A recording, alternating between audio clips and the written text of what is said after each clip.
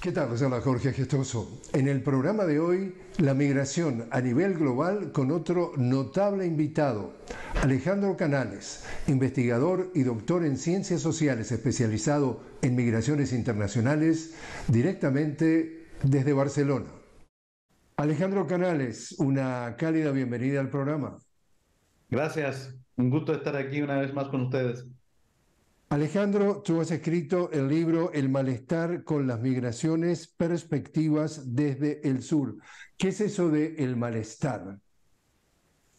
Bueno, este libro recoge investigaciones propias que hemos realizado ya hace más de 30 años que vengo trabajando el tema, en principio de los 90, pero también reflexiones con otros colegas, ¿no? De México, en la Universidad de Zacatecas, en la misma Universidad de Guadalajara, del Colegio de México y también con colegas de Europa, ¿no? De Europa y Estados Unidos. Y es básicamente esta idea de el creciente malestar, esa creciente molestia que empieza a desarrollarse desde fines de los 90, diríamos, contra los migrantes, al verles como un extraño, gente que viene a invadirnos a las ciudades desarrolladas, al mundo desarrollado, etcétera, ¿no? Que nos vienen a quitar empleos, que vienen a todos los aspectos negativos de las migraciones, asociados mucho también a temas de delincuencia, crimen, mafia, etcétera. Este discurso también ha penetrado mucho en América Latina, en casos como Chile, por ejemplo, Dominicana, ni se diga hoy día, el tema de la migración hoy día en Dominicana con respecto a Haití es un tema que está a nivel, digamos, todos los días. Incluso el gobierno dominicano cerró fronteras con Haití en una medida realmente insólita, digamos, para los niveles que estamos hablando. Y todo se refiere a un discurso más político, ideológico, que a los hechos reales. Y la idea del libro precisamente es describir ese malestar, de dónde viene y establecer que es un constructo ideológico, que en realidad ocurre lo contrario, las migraciones tienen una cantidad de contribuciones, de aportes, y no es que sean buenas, digamos, las personas sean buenas por sí mismas, es salir un poco de ese debate y entrar al debate de cómo se constituyen hoy día las sociedades. Y hoy día no hay sociedad ni desarrollada ni del mundo subdesarrollado que no esté vinculada a la migración. La migración forma parte, ya sea en el mundo desarrollado o en países como Chile, Dominicana, Argentina, etcétera, como países de inmigración que reciben migrantes, o países de emigración como Centroamérica, la misma Dominicana, Haití, México, etcétera. Es decir, todos estamos vinculados por la migración, por un lado o por el otro. Y la migración es algo que es parte constitutiva. Sin la migración hay muchas cosas de la sociedad que no podríamos entender, simplemente.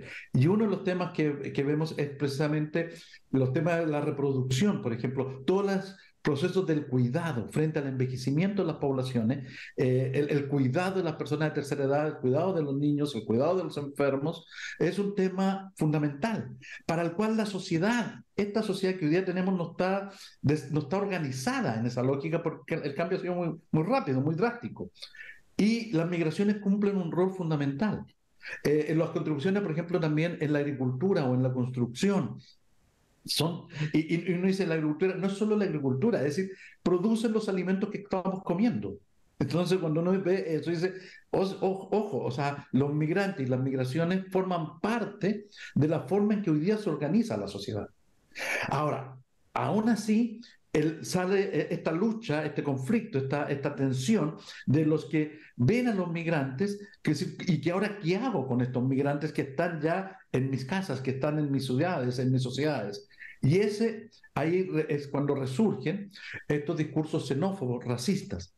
Pero no es casual que resurjan justamente en estas décadas, donde los discursos más democráticos, liberales, están en una etapa de agotamiento. Ya no convocan ni convencen como lo hacían hasta hace poco, hasta hace un par de décadas. Si hace un par de décadas en América Latina lo vimos muy bien.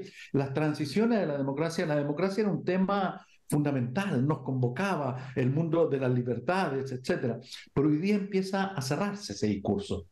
Lo vemos, por ejemplo, en el caso de Brasil con Bolsonaro.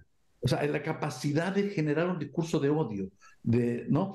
Bueno, esos discursos empiezan a florecer y toman al migrante como el enemigo predilecto, ¿no? El sujeto predilecto de estos odios hoy día. Básicamente eso digo. Ahora, El tema político clave, es decir, en días recientes, el ahora supuesto candidato republicano Donald Trump, expresidente de los Estados Unidos, dijo una declaración que decía que los migrantes envenenan nuestra sangre del país. Dice, no se saben de dónde vienen, sí se saben, dice, vienen de las cárceles, de los manicomios y sigue degradándolos.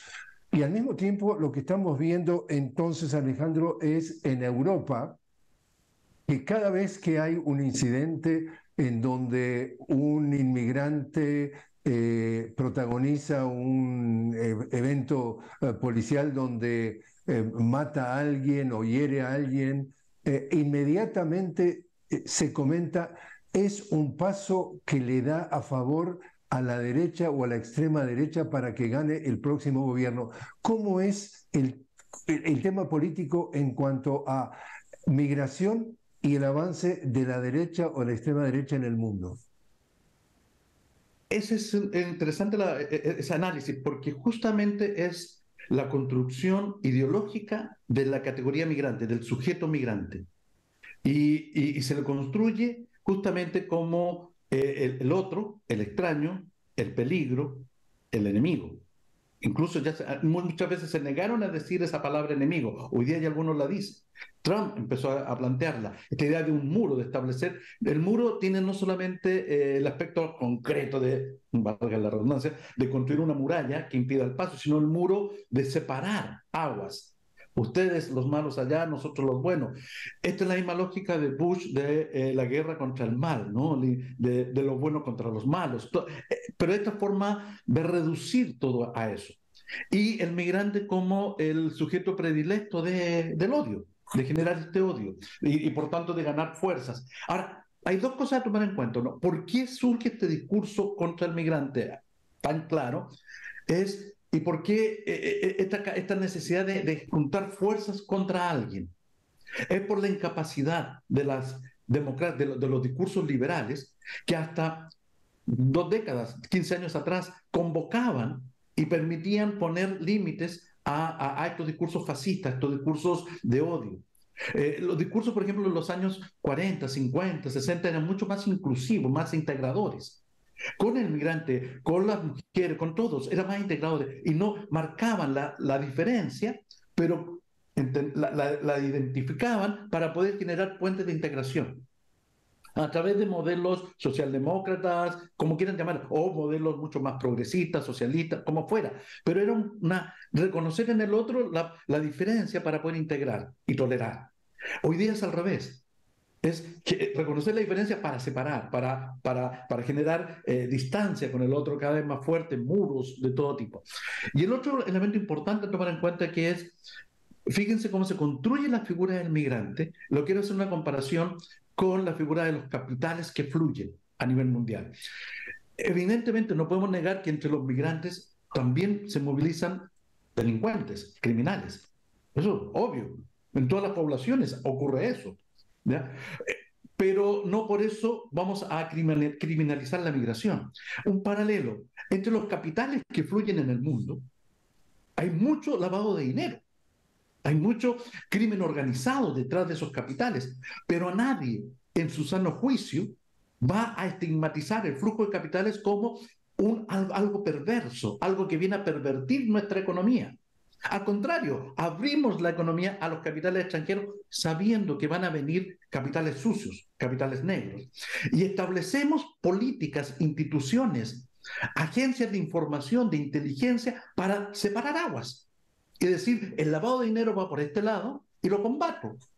Y los capitales de inversión van por este otro lado y los apoyo. En cambio, en el migrante, donde podríamos hacer una política similar, separar aguas y decir, los migrantes, las mafias de migrantes, el Tren de Aragua, por ejemplo, en Chile, son mafias, ¿no? La Mara Salvatrucha, un tiempo en El Salvador que iban a Estados Unidos y pasaban por México, son mafias. Los coyotes, son mafias. Podemos tener una política para atacar esos problemas, que es la trata de personas, que es el coyotaje, todo eso. Y hay instituciones, siempre hubo instituciones, se puede generar agencias de inteligencia para seguirlos y tener capacidad de actuar frente a ellos y separarlos de la migración. Y la migración, analizarla como lo que es. Básicamente, los datos que hemos trabajado, casi el 90% de los hombres o de las mujeres que vienen a los países de migrantes trabajan, son trabajadores, personas de trabajo. Entonces, es como decir, así como el capital que fluye es un capital de inversión, el flujo migratorio es un flujo de personas de trabajo. Y hay otro grupo pequeñito frente a este que es un flujo de mafias. Como en el capital hay otro flujo de lavado de dinero, mafias, crimen organizado. Y separar aguas. Sin embargo, aquí viene un asunto de poder.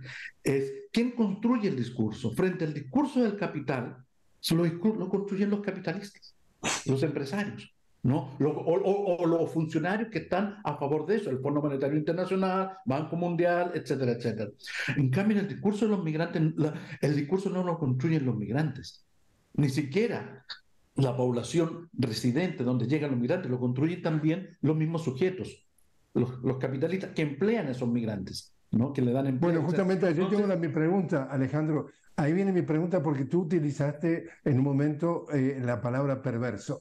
Y entonces, digamos, los escépticos más grandes, dado que un enorme porcentaje de la migración que vemos, por ejemplo, de nuestra América Latina hacia Estados Unidos o de África hacia Europa, tú en este momento estás en Europa, vienen por razones absolutamente económicas, es decir, en otra palabra, necesitan comer o hacer comer a sus familias con lo que ganan. Entonces el tema es, los escépticos dicen, esto en realidad todo lo que es la esclavitud moderna, la perversidad de catalogar como delincuentes, como los que vienen a robarnos los empleos, los lugares, las escuelas, los hospitales, y al mismo tiempo los explotamos para ganar, para multiplicar nuestras ganancias, mientras los satanizamos.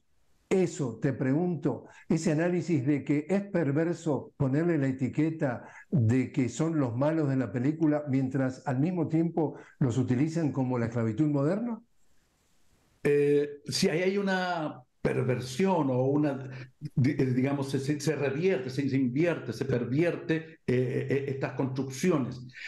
Eh, Acaba de dar en el clavo. Y una cosa importante, aquí quiero reconocer a un sociólogo mexicano que ya falleció, que es Jorge Bustamante, el doctor Jorge Bustamante, que fue además relator de Naciones Unidas para el tema de los derechos de los migrantes, de los primeros relatores a fines de los 90, ¿no? Cuando estaba el tema muy candente. Él planteaba para los... Fíjense cómo este discurso viene de muy viejo. Para los años 80, 90, él analizaba la migración México-Estados Unidos, fue uno de los pioneros. Viene trabajando, trabajó eso desde los años 60, empezó a trabajar eso. Y él decía precisamente, era cómo el discurso de Estados Unidos frente a la migración era un discurso ambivalente. Un día era a favor y otro día era en contra. Y decía, cada vez que vienen problemas de crisis se construye un discurso contra el migrante y se empieza a estigmatizarlo. Pero dice, lo que se está construyendo es un discurso para generar asimetrías de poder.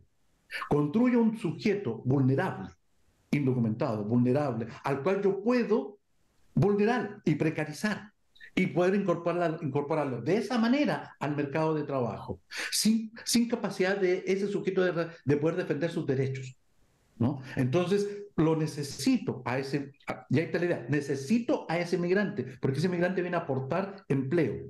Empleo en la construcción, empleo en la agricultura, empleo en los servicios de cuidado, empleo en las cocinas, en el transporte, etcétera.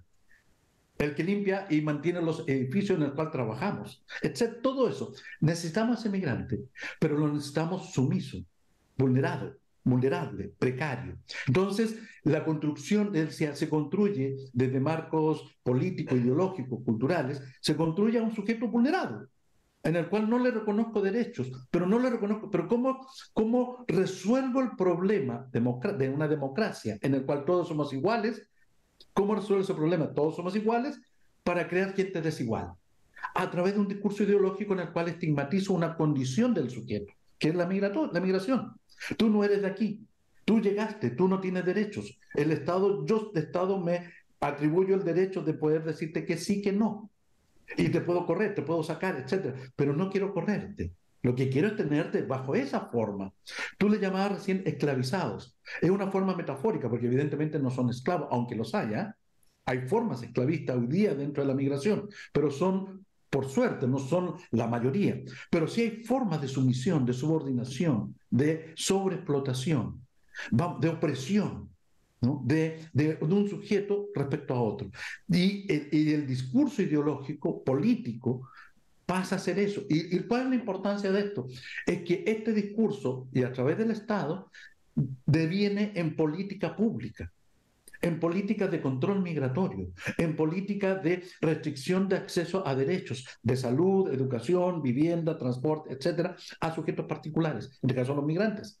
Los migrantes llegan y no, por no tener un documento, por estar en esa situación que es circunstancial, son, digamos, relegados dentro de la sociedad, ¿no? Segregados a espacios clandestinos, a espacios oscuros, a espacios negros.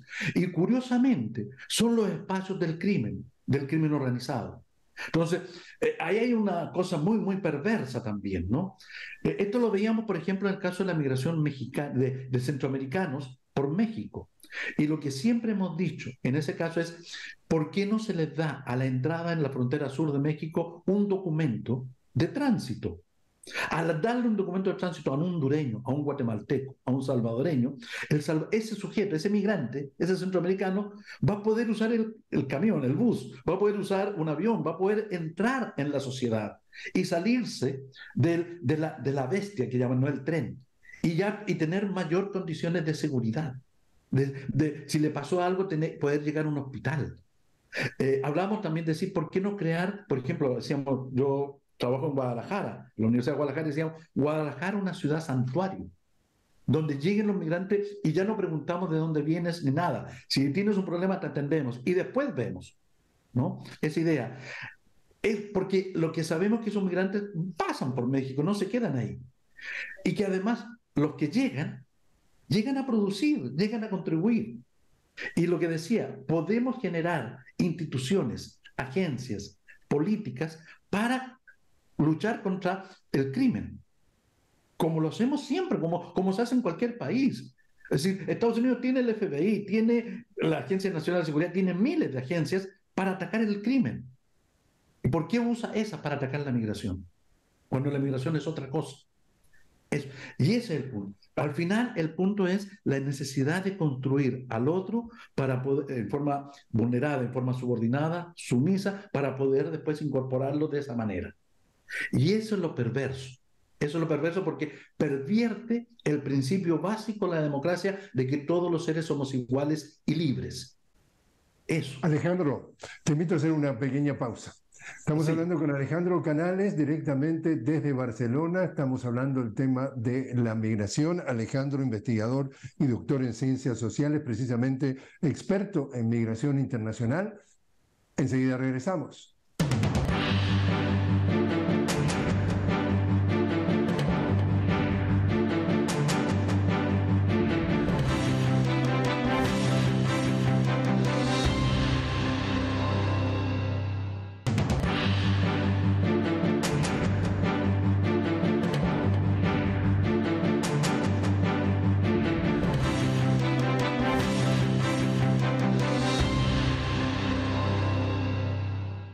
Continuamos hablando con Alejandro Canales directamente desde Barcelona. Alejandro, investigador, doctor en ciencias sociales, especializado en migraciones internacionales.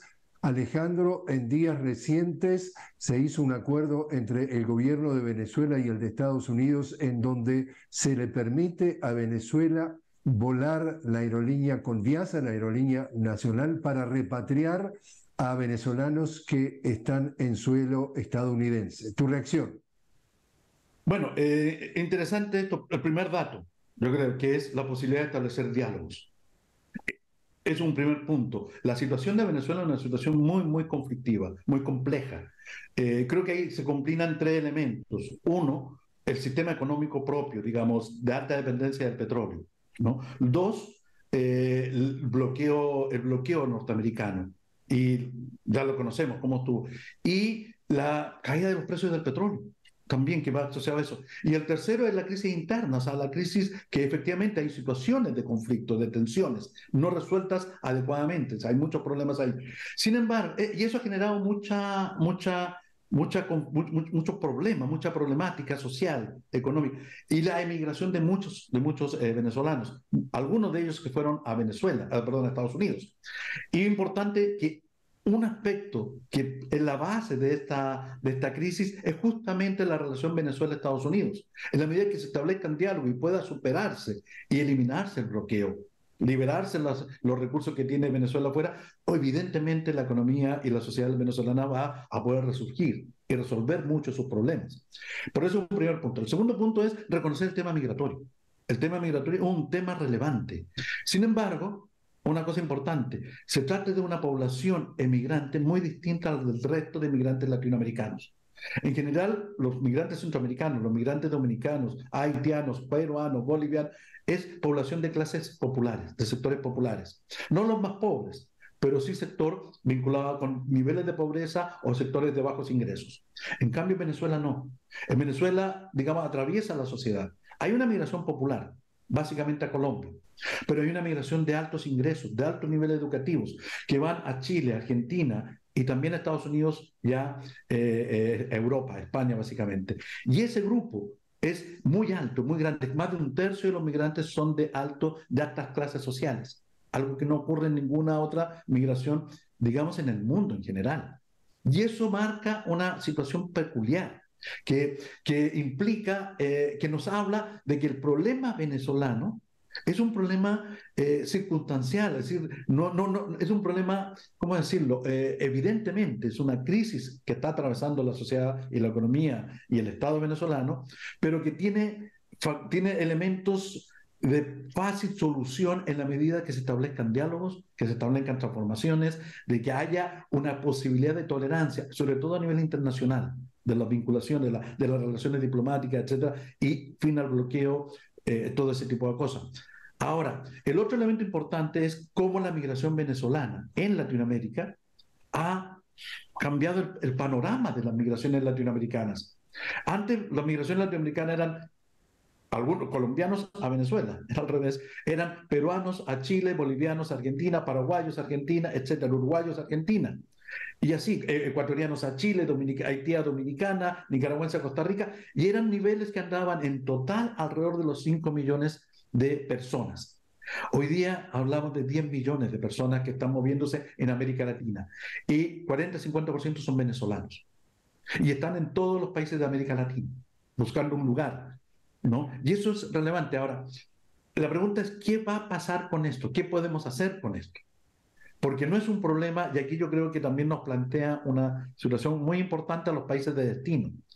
Es entender de que se trata de un problema por lo menos binacional, si no es que multinacional o regional, ¿no? Que es un tema regional. Y usar a la migración venezolana para entrar a analizar las migraciones regionales en América Latina. Brasil es un país que desaparece en temas migratorios, pero tiene frontera con casi todos los países y en cada frontera hay flujos migratorios. Y ahí eso está invisible. Y ahí hay una cantidad de vulneración de derechos, de precarización, de sometimiento, de subordinaciones, etcétera. Tremenda. Argentina se le reconoce como un país de alta inmigración, tolerante, etcétera, pero tiene flujos migratorios en donde hay muchos elementos de discriminación, de segregación racial, étnico-racial, etcétera, presente. No es lo mismo un uruguayo en Argentina que un boliviano en Argentina. Y eso los mismos argentinos lo reconocen. En Chile no se diga. El discurso antimigrante tiene caracteres, ha tomado formas xenófobas, racistas, ¿no? Fuertes, e incluso ha llegado a manifestaciones directas de ataque al migrante, a grupos de migrantes que están en campamento. Entonces, es necesario hoy día en América Latina tener un diálogo multilateral sobre este tema, porque es un tema que está y que está creciendo. Y en ese sentido, entonces, Alejandro, tú ves que, por ejemplo, el tema de la discriminación es también utilizado políticamente en América Latina. Sí, sin duda, sin duda. La discriminación, la xenofobia vinculada a racismos, a formas de racismo o de discriminación étnica, está muy presente en la forma como se construye el discurso migratorio.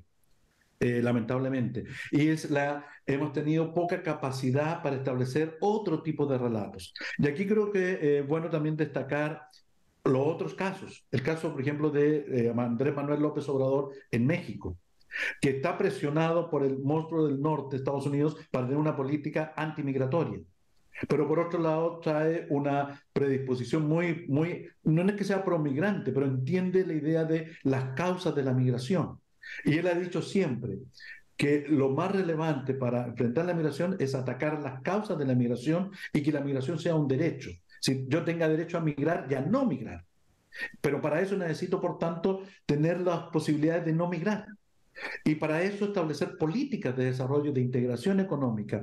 Lo que él está haciendo hacia la política hacia el sureste mexicano e incorporando a los países del norte de Centroamérica es interesante. Podemos discutir si el Tren Maya ataca o no ataca o confronta o no los temas ambientales, etcétera, pero la lógica que está detrás es importante. El tren transísmico también es relevante. Es decir, cómo llevo desarrollo a zonas de alta migración para poder generar condiciones de que retengan a población. Y ese es un tema relevante, porque va detrás, el principio de detrás, es decir, el migrante no es el problema. La migración es un proceso social que yo puedo generar una política al respecto, una política basada en principios de tolerancia y de igualdades, de libertades. Esa idea, básicamente. Alejandro Canales, muchísimas gracias por haber estado con nosotros. No, muchas gracias a ustedes y aquí estamos para lo que sea necesario en siguientes ocasiones.